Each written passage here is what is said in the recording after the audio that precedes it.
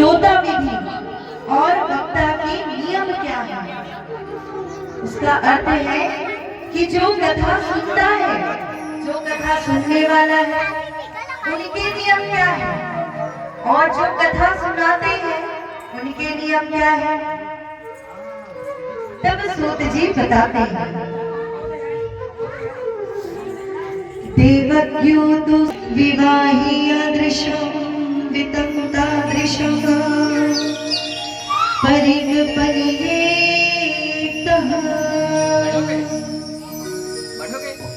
सूत जी बताते हैं कि प्यारे,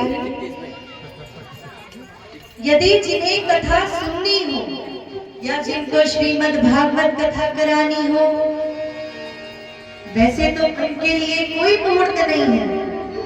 अरे ये तो साक्षात पर ब्रह्म भगवान है, इन्हें मुहूर्त की क्या जरूरत, इन्हीं से ही तो समय चल रहा है। ये चाहे तो पल भर में मिटा दे और पल भर में बना दे।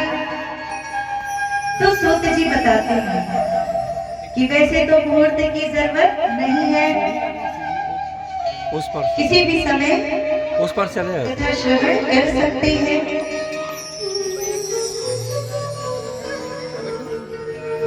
फिर सूत जी बताते हैं कथा का स्थान कैसा होना चाहिए।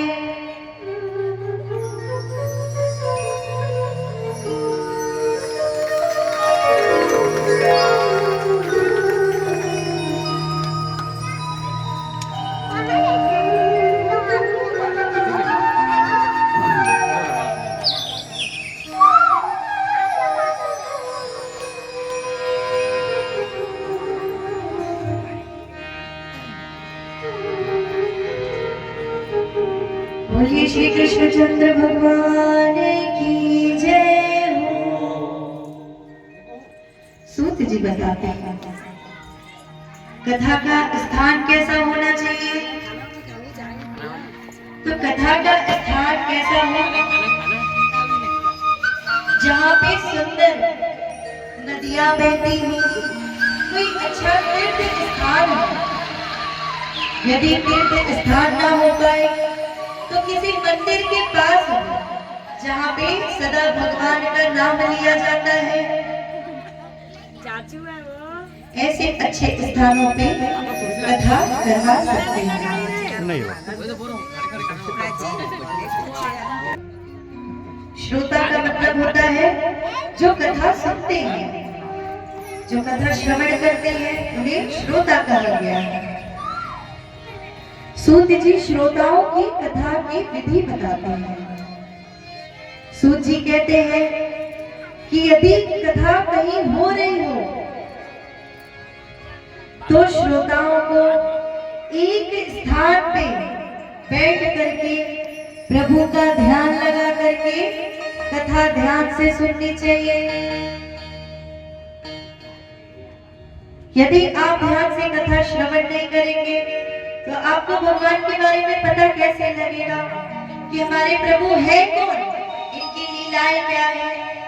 इसलिए पहला नियम है कि कथा एकाग्र होके, एक चित्त होके ध्यान लगा के सुनिए। दूसरी विधि बताई गई कि जब कथा चल रही हो तो किसी को भी लोक वार्ता न करनी चाहिए।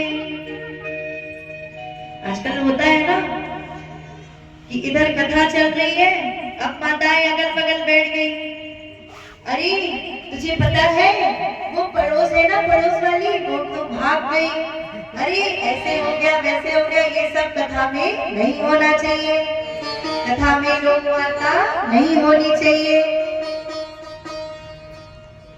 तीसरा नियम, यदि आपने कथा श्रवण किया, यदि हमने आपको कुछ कथा बताई, अब आप यहाँ पर तो बोलेंगे राधे राधे और यहाँ से बाहर जाते ही क्या हो जाएंगे, आधे राधे। तो ऐसा नहीं होना चाहिए, है ना। यदि यहाँ से हमने कुछ बताया तो आपको उसको हमेशा अपने चित्त में रखना है।